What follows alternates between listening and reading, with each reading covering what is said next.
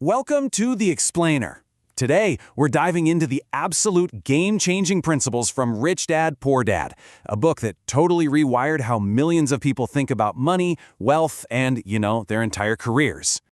All right, let's kick things off with a real head-scratcher that sits right at the heart of this book. We've got two dads, right? And they have completely opposite views on the exact same thing. Poor Dad says, our home is our biggest asset.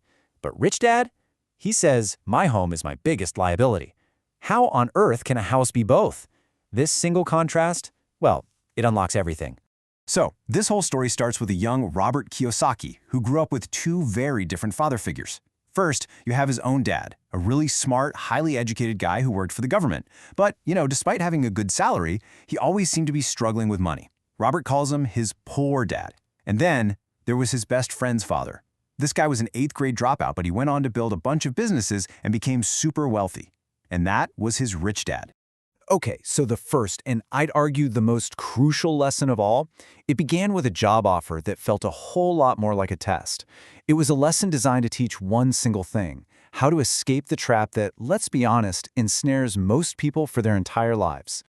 So picture this. Robert and his buddy Mike, they're just 9 years old. They go up to Rich Dad and ask him straight up, how do we get rich? His response? He offers them a job at one of his little supermarkets for, wait for it, 10 cents an hour.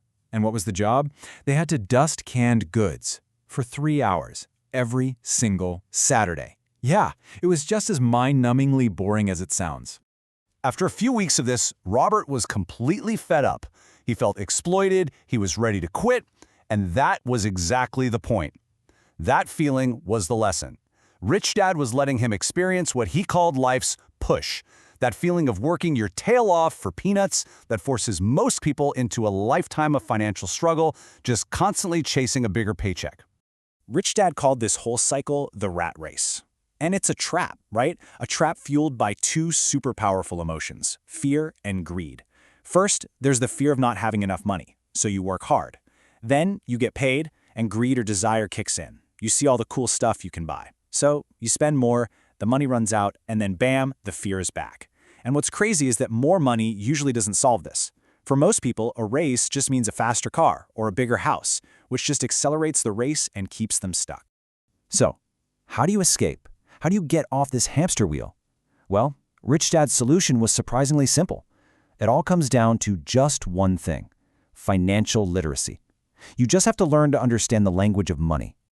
All right, first up, you have to forget all the complicated definitions you learned in school. Just get rid of them. Rich Dad's definition is way simpler.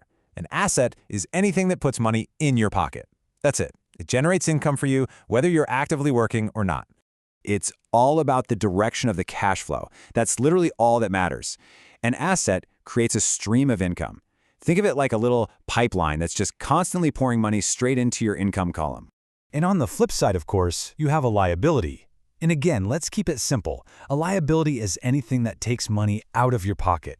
It's anything that costs you money just to own it. You guessed it, the cash flow of a liability goes in the exact opposite direction. It's like a constant leak, just draining your resources, creating expenses that pull money away from you month after month. And this is why Rich Dad saw his own house as a liability, because every single month, money flowed out of his pocket for the mortgage, for taxes, for repairs. And that brings us to the most crucial point, the one simple rule.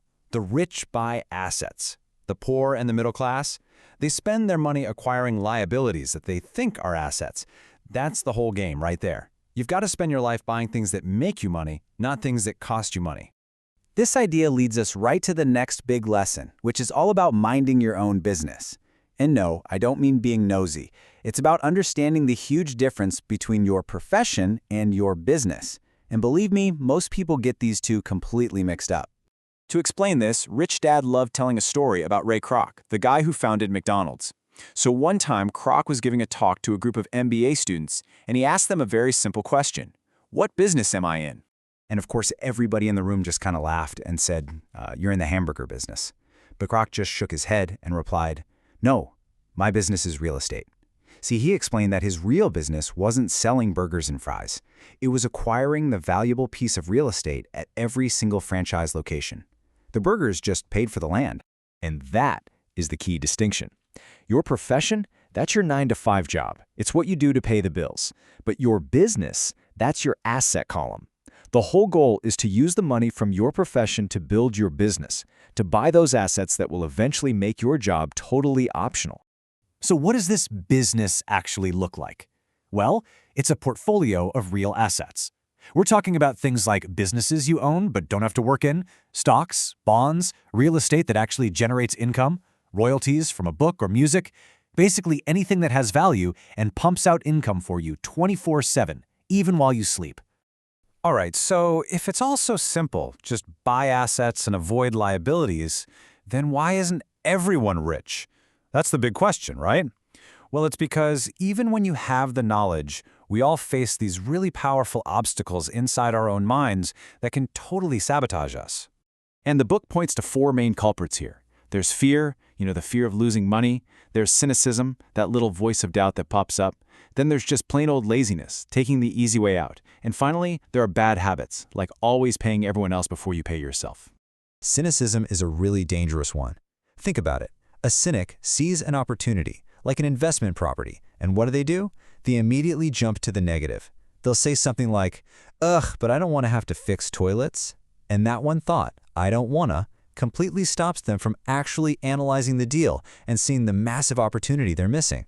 As Rich Dad said, cynics criticize and winners analyze. But the most common obstacle is probably just laziness. And it often disguises itself with one little phrase, "I can't afford it." It sounds like a fact, doesn't it? But really, it's an excuse. It's a mental dead end that just shuts down your brain and lets you off the hook from having to think. Rich Dad's solution to this was so simple yet so powerful. He said you have to change that statement into a question. Instead of saying, "I can't afford it," you have to ask, "How can I afford it?" See the difference? That simple change forces your brain to wake up, to start searching for creative solutions, and to find opportunities where you used to only see a wall. And that really brings us full circle. The journey from the rat race to financial freedom, it doesn't start with a lucky lottery ticket or some high-risk bet. Nope. It starts with a shift in your mindset and then a single, deliberate action. It starts with building your asset column one piece at a time. So, the only real question left is the one on the screen. What is the one asset you will acquire this month?